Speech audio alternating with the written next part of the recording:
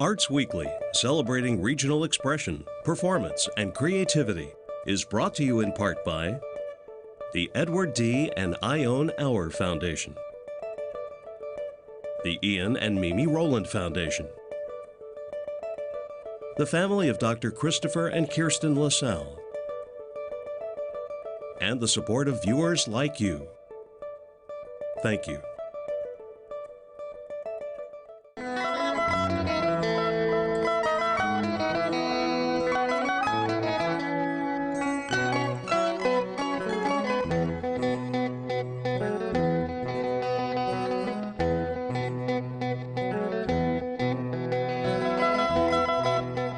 This is Arts Weekly.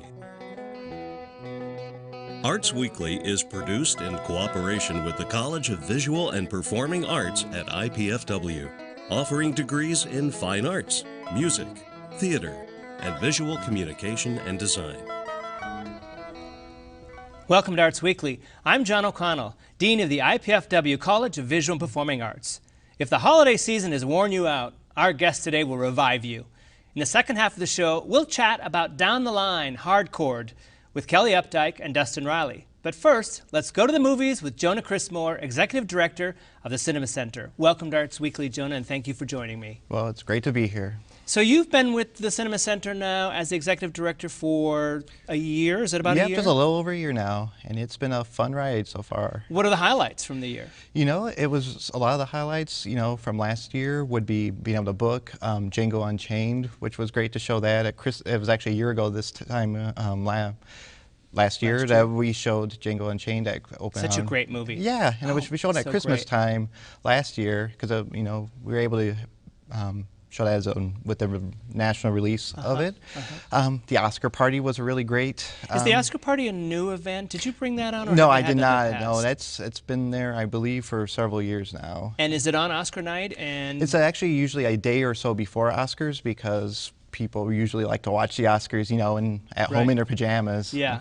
Well, I like to go to Oscar parties. I used to host an Oscar party myself where I handed out ballots. Oh, yeah? Yeah, and everybody put in some money in the, bucket. But I usually won because I'd spend most of the time on magazines ahead of time, Entertainment Weekly, getting all the the obscure, third costume designer from the Right Award. I always got those. Well, that's really, that's a lot of fun. And the cool thing about the Oscar party this year, which was something new that we did, was that we allowed our patrons to choose who they believe should be the winners. So that was a lot of fun to see, how much they measured up to the films that actually won, how the differences a Fort Wayne audience had with them. Compared to the national actual voting audience. Yes, exactly. And it was, it was pretty surprising how similar they were, but there were a few really key differences. And you have the whole space there at the Cinema Center. You've got that front, used to be ArtLink, I think used to be there. And how do you use that facility? That's our spectator lounge. A good way to think of it is, Archie and I is about to open their black box theater. We like to say that the Spectator Lounge is kind of our white box theater. We use it for workshops, seminars, fundraisers, events. Recently we had Heaven's Gateway Drugs, a local band, play. They performed there before a screening of 2001: A Space Odyssey. So we kind of use it for, we let it mold for the purpose. Because you are a not-for-profit organization. Yes, we are. So you do have to be self-sustaining through funds and grants from patrons and grants, etc. Yeah, and we had a very successful fundraiser this summer where we got our digital projector, which is one of the reasons why we were able to show films like 2001: A Space Odyssey, which we would not have been able to do with our 35mm projector. Right, so that was a successful campaign. Yep. You've got some exciting things on the horizon. Oh yeah, we have a whole bunch of great things, coming up. Of course, everybody's gearing up for the next Oscar season that's coming up. So we have that Oscar party that's going to be going on, I believe, on March 1st this year. There's a lot of buzz already about a couple films. Oh yeah, that are for out. sure. Gravity and 12 Years a Slave seem to be on everybody's radar as being for sure locks. Although I have to say I'm a little disappointed that 12 Years a Slave seemed to just come and go in Fort Wayne. Yeah. It really wasn't here very long. And I would have loved to have shown it at Cinema Center, but things just didn't work out that way. Right. It's not a cheap film to get in your house. Yes. Not an inexpensive film. Yeah, exactly. But it's I'm glad it's getting recognition from the critics. Right. But you have something coming up, Shakespeare play, Richard II? Yes, Richard II, starring David Tennant of Doctor Who fame.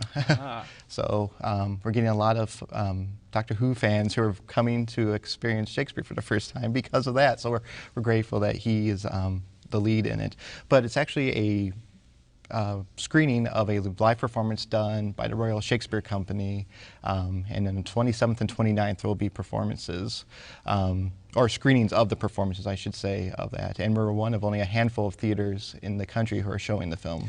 Well, we should tell everyone that the Royal Shakespeare Company is the premier Shakespeare company in the world. People don't know that Patrick Stewart came from there, Ian McKellen came from there.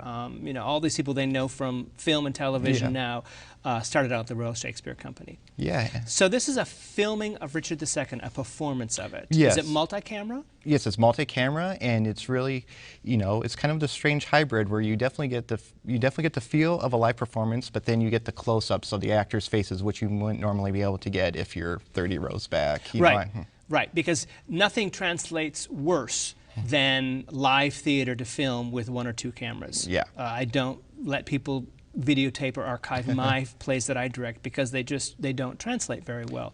But Broadway has a Broadway archival system whereby they film every Broadway show at some point with multi-cameras, and then they're stored in an archival library at the Lincoln Center Library for Performing Arts. And when you go see those, it's that wonderful thing they can do with that kind of money and that number of cameras, where you really feel like you're seeing a live play. You're not seeing a film, you're seeing a live production, but the quality is fantastic. Yes, and you know, and something else that's great with the Royal Shakespeare Company's production of Richard II is with these screenings, there's behind the scenes, you know, kind of interviews, there's lots of different stuff to show like how they brought the play to life, so you definitely still get a appreciation of all the work that went into a live performance. How did you get it? Well, we actually had several requests from several Doctor Who fans who wanted to see it, and I contacted the Royal Shakespeare Company, and they put me in touch with Picture House Films, who have been great to work with. They are actually distributing the film. And they said, yeah, you know, Cinema Center, it seems like your mission is kind of in line with what we want to do with these films.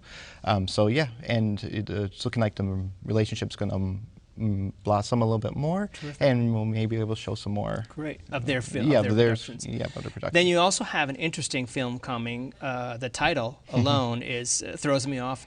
Is the man who is tall really happy? Yes. Well, being a man who's not tall, I hope he's really unhappy, but I won't ask that question. So what is that film? That film is a really, really interesting series of interviews with political thinker and linguist Noam Chomsky. The director Michel Gondry, who did Eternal Sunshine of the Spotless Mind and Be Kind, Rewind, and films like that.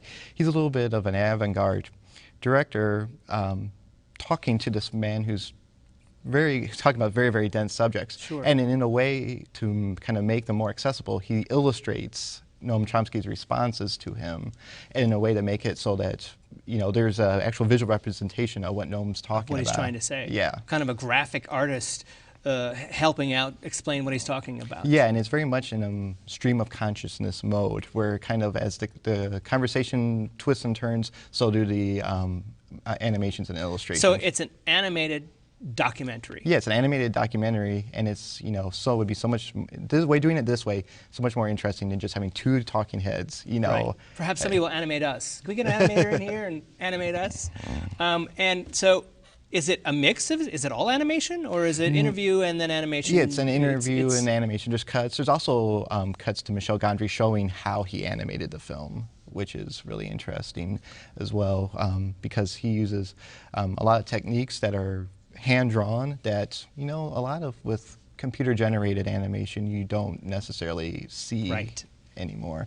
And it's nice to see that people are still keeping that tradition alive. Yeah, I think that sometimes we teach animation and modeling at IPFW, and I think that sometimes that animation that comes strictly off of a computer lacks the detail in the character that a true drawing animator can do. Yeah, I mean, that's, you know, I definitely believe that computer generated animations come a very long way, but I definitely still have that appreciation for that, two-dimensional hand-drawn animation where they're actually drawing Right. 24, Yeah. different illustrations to make 1 second of Make film. 1 second. What are the dates of Is the Man Who Is Tall Really Happy? What are the dates? Well, that's going to open on the 27th. So, if you come to see that film, stay for Richard II, because there's going to be 2 screenings on that day. So. A whole day at the Cinema Center. Yeah, there's nothing better. It's good popcorn, why not? The third show I want to talk about is The Visitor. Yeah. And yeah, he says with reservation, yes, let's talk about The Visitor. The Visitor is actually a film from 1979. It was directed by an Italian director, I believe his name is Michael Paradise. At the time, American films, the blockbuster had hit, Jaws had hit, Close Encounters of the Third Kind, Star Wars, all these films were making a lot of money. And the European studios really wanted to get in on the action. So they would sent over a lot of film productions to make movies that they thought would be like an American blockbuster. The Visitor was one of those films that kind of came out in such a strange, puzzle of a film that nobody really knew what to do with it, and it kind of turned into this this urban legend of this ridiculously strange film called The Visitor from 1979 that nobody had seen but everybody had heard about how crazy it was. And this year, Draft House Films had acquired it, and we're going to be showing it as a midnight screening on December 28th. And it's going to be about probably the only chance you're going to be able to see this film in Fort Wayne. Really? So, or in your life? It very well could be. So you're showing it once? We were showing it once. At midnight? At midnight. For the late night wannabes to crawl out. Yes, exactly. Well, we, as part of the Downtown Improvement District's last Saturday's program, we show, on the last Saturday of the month, we show a midnight movie. And usually it's an obscure, kind of campy or cult film. And it's this Saturday, the 28th. Yeah. Oh, terrific. Okay. Yeah.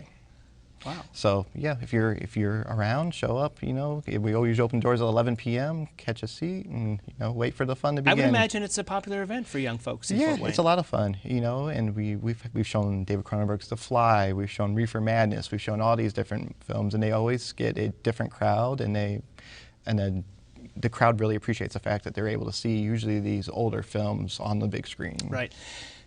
And I think it's important that you seem to be making an effort to get to the younger audience. Oh, for sure. That's that younger audience is going to be, it's our future audience. So it's our future audience. So we have to be able to give them that theatrical experience. We got to give them that more than the movie experience. Absolutely. Young people, they're going to go out, they want to see a band perform. They're not going to want to just watch the film. They're going to want Brava's food truck to be, provide refreshments beforehand. They're going to want these things, and I'm trying to figure out the best ways that make sense for Fort Wayne and northeastern Indiana to bring that younger audience to Cinema Search. They may discover the greatness that is, independent foreign and documentary films. Right. Well, congratulations on your first year. You're doing a great job bringing interesting and new films to Fort Wayne and introducing a new audience to the Cinema Center. Well, so, congratulations. Well, thank you so much. Thank you for joining me on Arts Weekly. I look forward to all of it, especially the Royal Shakespeare Company. Oh. When we come back, we'll get the details on the Down the Line Hardcore series. So please take a minute to view our performance calendar of what's coming up in our area. We'll be right back with Kelly Updike from the Embassy Theater and Dustin Riley from RP Wigs.